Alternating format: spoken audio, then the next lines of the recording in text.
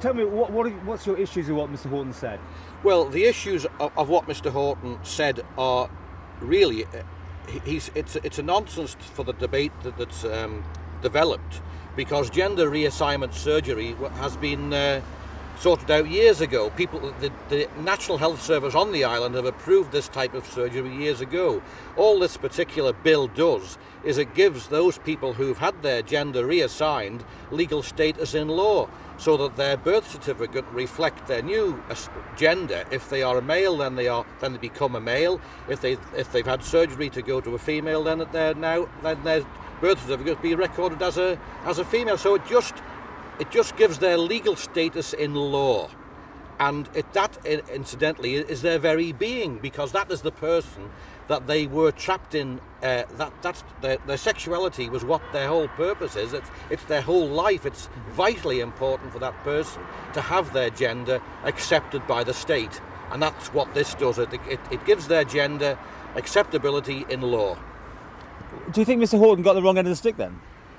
I'm not sure did he get the wrong end of the stick and want to expand his argument into a different field, which was sexuality, because he brought in indecency. And how on earth a person can say that one section of society, however small, can have their human rights taken away is absolutely horrific, because once you start with one small section, who knows where this will then end up with larger sections having their human rights taken away.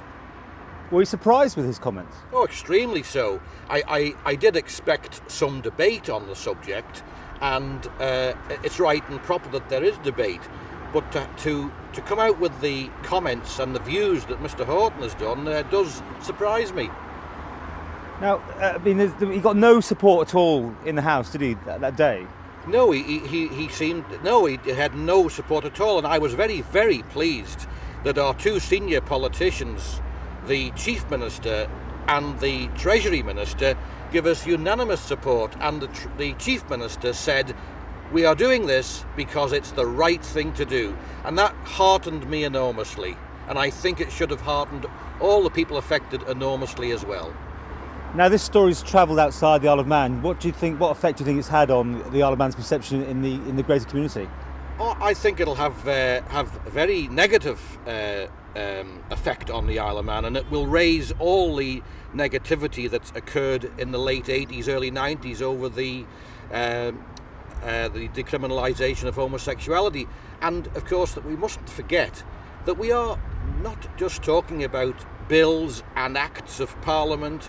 We are talking about real people, and imagine what it's like for these people who've had the gender reassignment surgery to find that their whole lives are debated about on internet forums, in the Parliament, on radio chat shows, on the papers.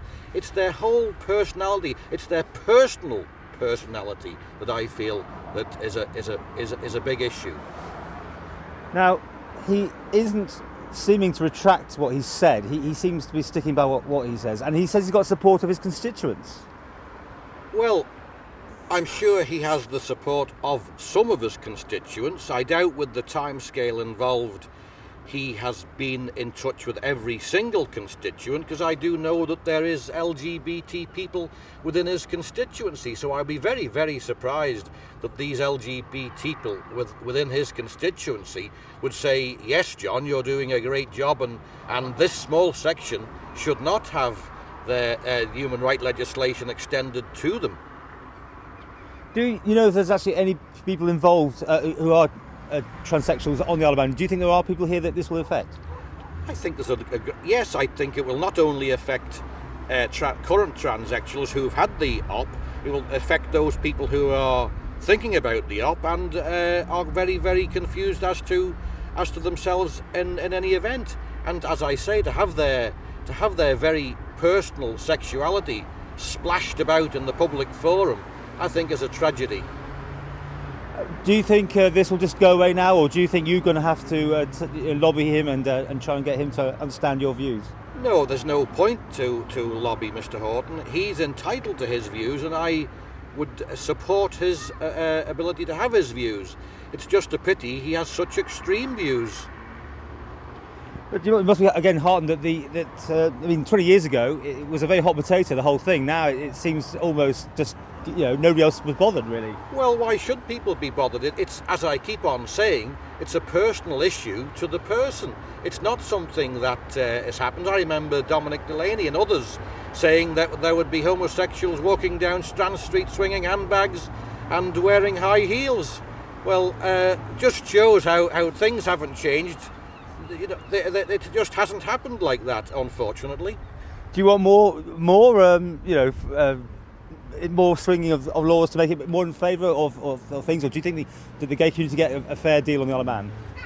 I think we have a fair deal in relation to the law. I don't think we have a fair deal in relation to what is being done for the gay community. I think that really and truthfully the government should help the community a little bit more financially in providing in the provision of accommodation and offices where we can have a proper office, a proper drop-in centre where gay people can come along and receive support. The difference with the Isle of Man, of course, is unlike the UK, if you are a member of the LGBT community in the UK, you can get in a car, on a train and go to somewhere where you can meet other like-minded people. You do not have that luxury on the Isle of Man. It is still very difficult for isolated people to meet other gay people. But the Isle of Man does have some gay-friendly places, in fact run by some gay people as well. I mean, it seems progressively ahead of some places, I might say, in the UK, little small areas of the same size. I would say yes, there is progress being made, and we welcome that, but there's always progress to be made. So once again, if Mr. Horton was here now, what would you say to him? Well, I don't feel as much I could say to Mr. Horton apart from to ask him why there is a section of the community that shouldn't have their human rights legislation extended to them. Do you think he completely just misunderstood what was trying to be done that day? Oh, very much so, yes. I think that he missed the point entirely. It's nothing to do with gender reassignment surgery. It's everything to do with gender recognition in law. Because he thought that this would cost the NHS money, didn't he? Well, if a person has mental health or breaks a leg, they're entitled to the surgery that the National Health Service can provide. And when somebody is trapped in a different sexual body, why shouldn't that person be given the help? After all, even the Iranians offer this surgery to transsexuals.